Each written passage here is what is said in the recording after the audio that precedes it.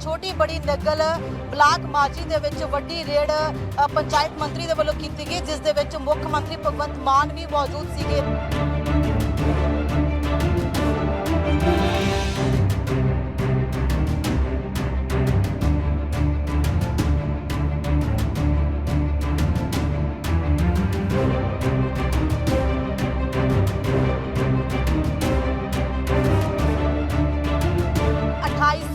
अठाई एकड़ जमीन 2828 एकड़ जमीन ते जड़ा हैगा यह कब्जा होया सी तां नोटिस भी बकायदा लिख के लगा दिता गया है।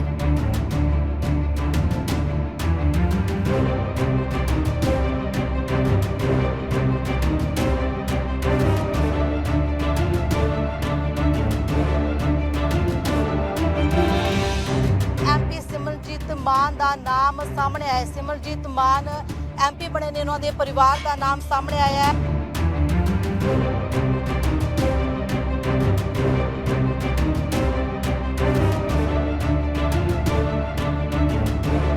सिमरनजीत मान दे धी ते जवाई दी 28 एकड़ जमीन इस दे विच सामने आई है।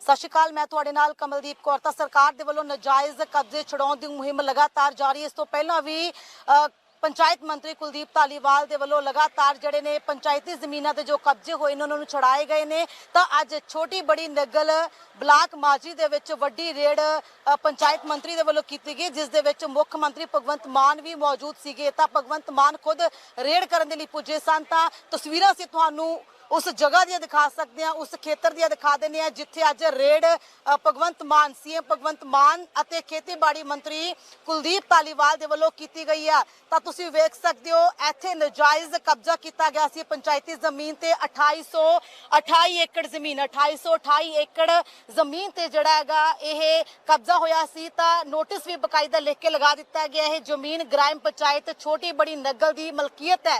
जिहड़ा भी इस जमीन ते कब्जा करेगा उसते विरुद्ध कानूनी कार्रवाई जिहड़ी है की जाएगी। तां नोटिस जिहड़ा हैगा वो भी लगा दिता गया है बकायदा। तां अज रेड की गई है। मुख मंत्री भगवंत मान खुद पुजे सन ते नाल ही पंचायत मंत्री कुलदीप धालीवाल पुजे सन। तां वड्डी खबर यह है कि इस दे विच MP सिमरनजीत मान का नाम सामने आया। सिमरनजीत मान MP बने ने, उन्होंने परिवार का नाम सामने आया है। इमान सिंह मान जिहड़े कि सिमरनजीत मान दे पुत्र हैगे ने, उन्हां दी जमीन सामने आई है 125 एकड़ जमीन उन्हां दी सामने आई है। ते इस दे नाल ही 1100 एकड़ जमीन किसे फौजा सिंह दी जिहड़ी है दसी गई है। तां कुल 2828 एकड़ जमीन ते जिहड़ा हैगा नजायज़ कब्जा किया गया सी। तां गुरप्रीत कांगड़ का नाम भी जिहड़ा हैगा सामने आया। गुरप्रीत कांगड़ दे जिहड़े कई हैगे ने रिश्तेदार हैगे ने, उन्हां दी जमीन भी दसी गई है जिहड़ी अज 2828 एकड़ जमीन के उपर जिहड़ा अज कब्जा छुड़ाया गया है।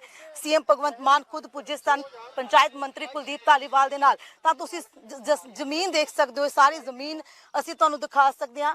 आसे पासे दियां जिहड़ियां तुसीं ये जगह देख रहे हो, पहाड़ी नुमा जिहड़ी तुसीं जगह देख लिओ, ये 2828 जिहड़ी हैगी एकड़ जमीन है जिहड़ी कि छुड़वाई गई है।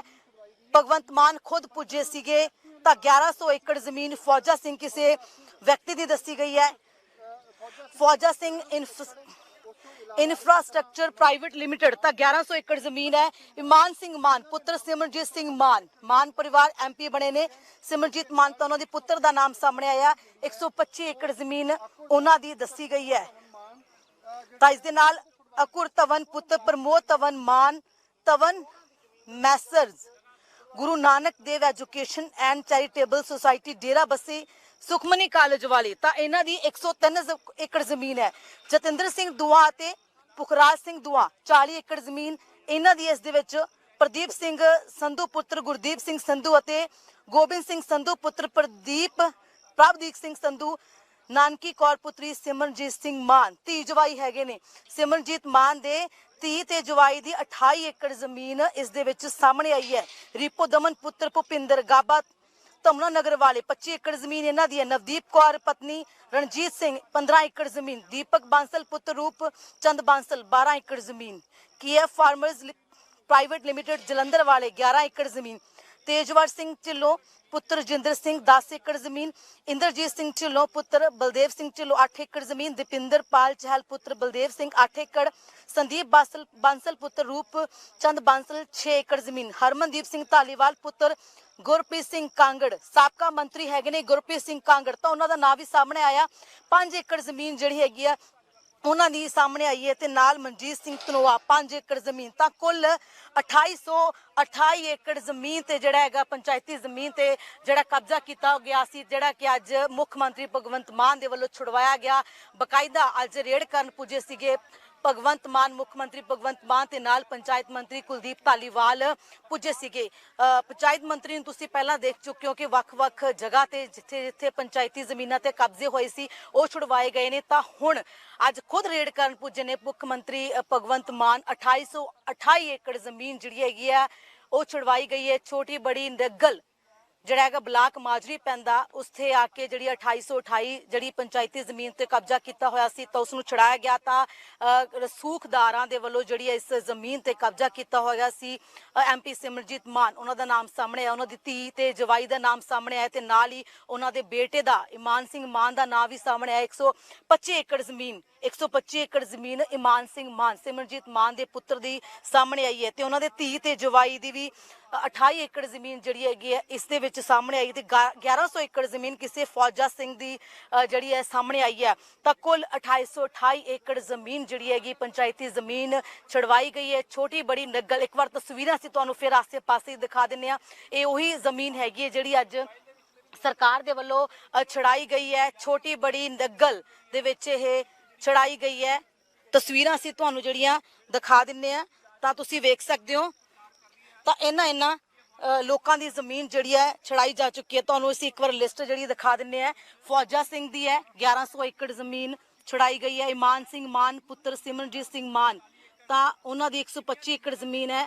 ਅਕੁਰ ਧਵਨ ਪੁੱਤਰ Pramod Dhawan Maan Dhawan messrs Guru Nanak Dev education and charitable society Dera Bassi ਦੇ ਹੈਗੇ ਨੇ 103 ਏਕੜ ਜ਼ਮੀਨ ਇਹਨਾਂ ਦੀ ਹੈ। ਜਤਿੰਦਰ ਸਿੰਘ ਦੁਆ ਤੇ ਪੁਖਰਾਜ ਸਿੰਘ ਦੁਆ 40 ਏਕੜ ਜ਼ਮੀਨ ਹੈ।